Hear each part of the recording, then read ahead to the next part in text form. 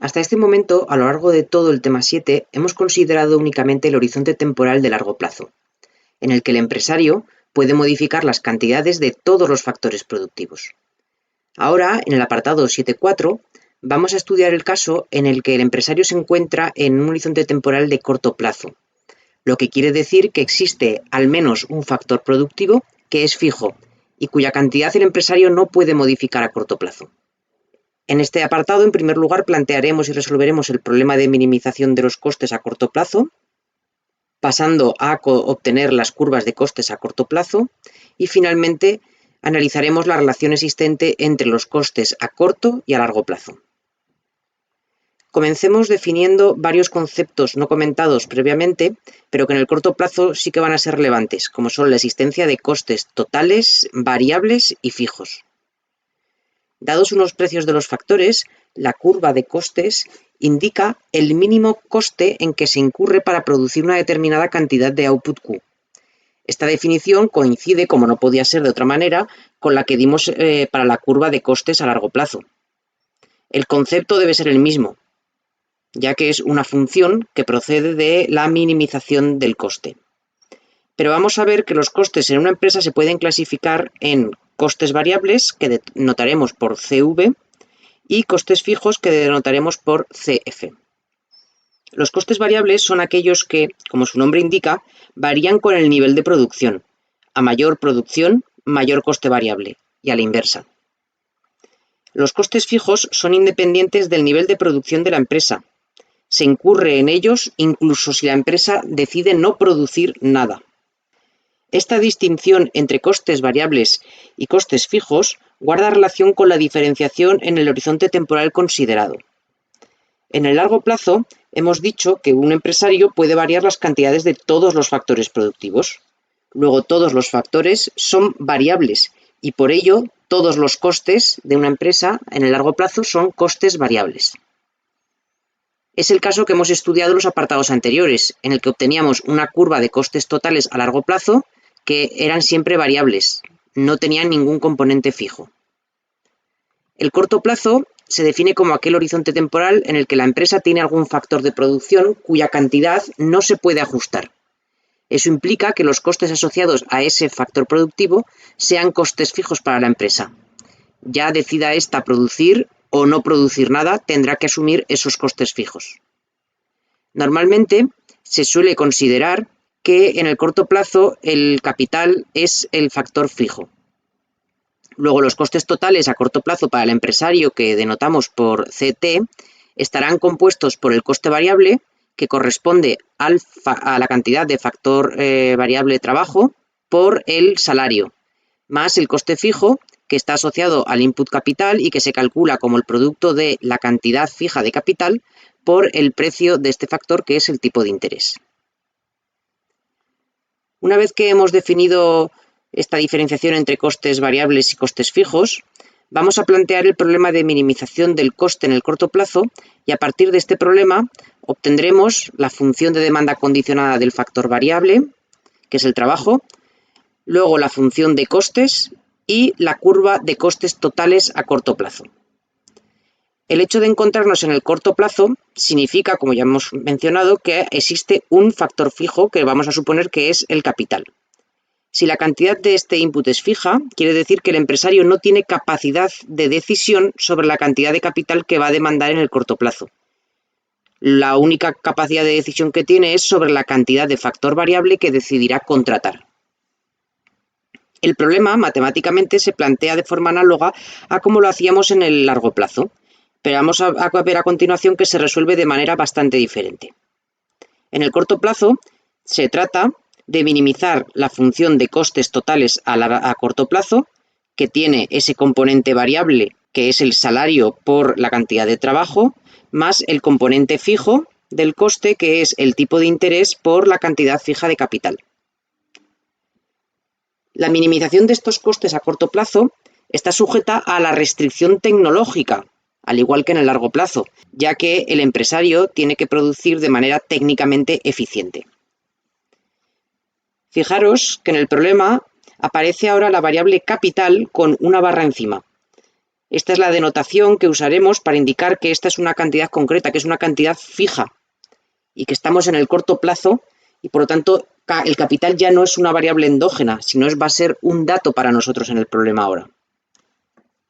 Como he comentado hace unos segundos, la única variable endógena o incógnita en este modelo va a ser la cantidad de trabajo que va a demandar el empresario. Es la única capacidad de decisión que tiene el empresario. Mientras que las variables exógenas van a ser los precios de los factores, la cantidad de output, estas tres, como ya ocurría en el largo plazo, pero además ahora se añade una nueva variable exógena, que es la cantidad de capital fijo o tamaño de la empresa. Vamos a ver gráficamente cómo resolvemos este problema. En el gráfico que aparece en este momento en la transparencia, comenzamos mostrando el caso de un problema de minimización de costes a largo plazo.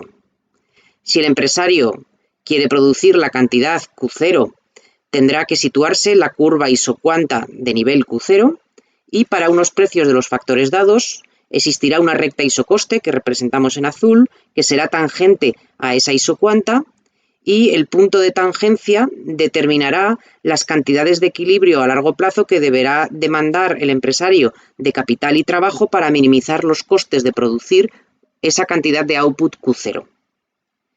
Bien, entonces, si nos situamos en el corto plazo y tenemos una cantidad fija de capital, que representamos por K barra, gráficamente eso lo que nos está introduciendo es una restricción en el gráfico. Y es que la cantidad de capital siempre tendrá que ser K barra, elijamos lo que elijamos en el otro eje de trabajo.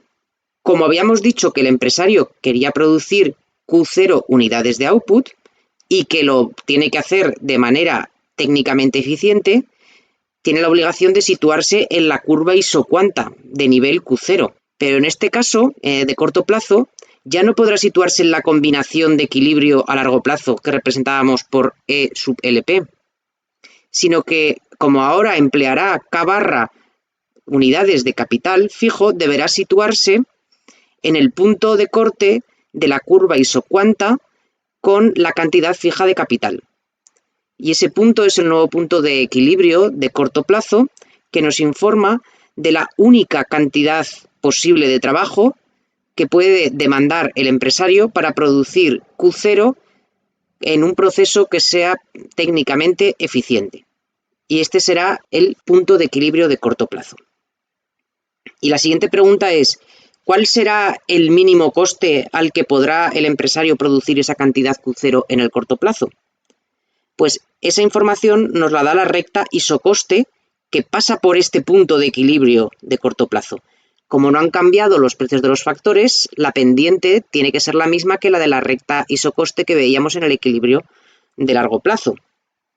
Y observamos que la nueva recta isocoste, que corta con el punto de equilibrio de corto plazo, está más alejada del origen que la recta isocoste que corresponde al equilibrio de largo plazo, por lo cual representa un mayor nivel de coste.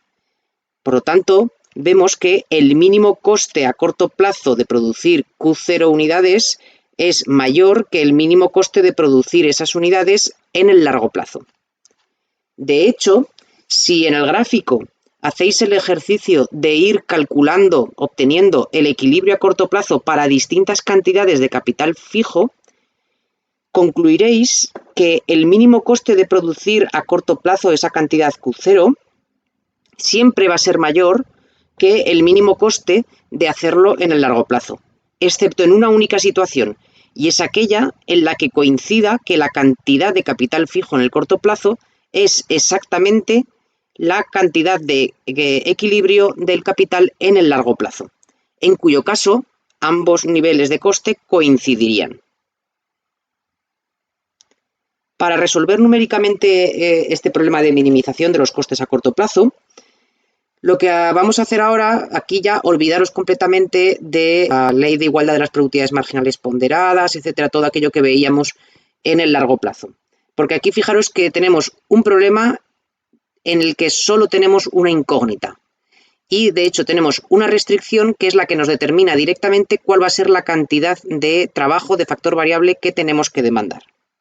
A partir de la función de producción, despejamos la cantidad demandada de trabajo en función de cantidad de output y cantidad fija de capital.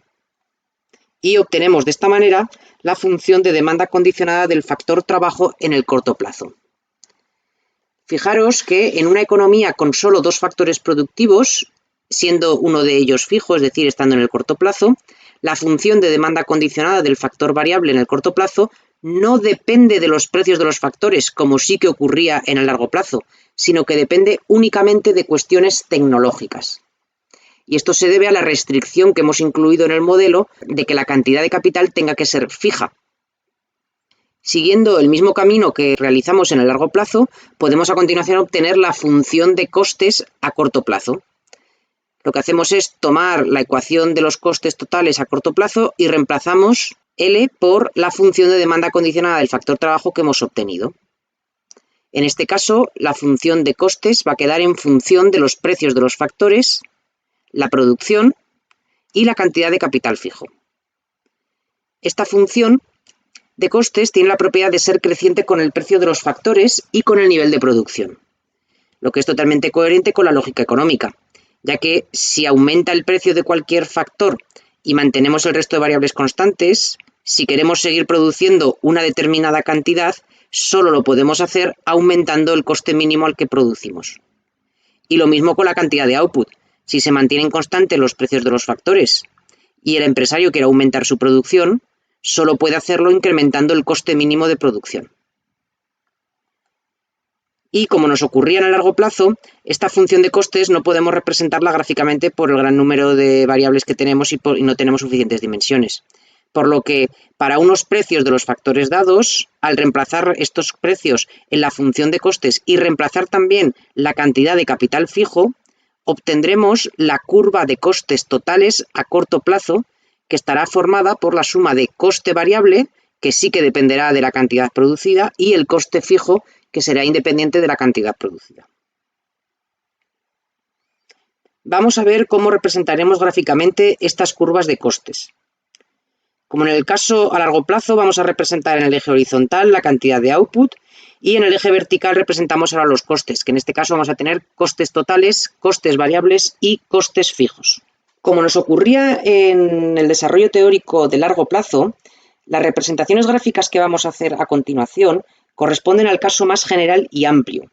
Es posible que luego, para cada tecnología concreta, la curva de costes que obtengamos y que representemos solo tenga alguno de los tramos que vamos a mostrar a continuación y no tenga toda la forma completa.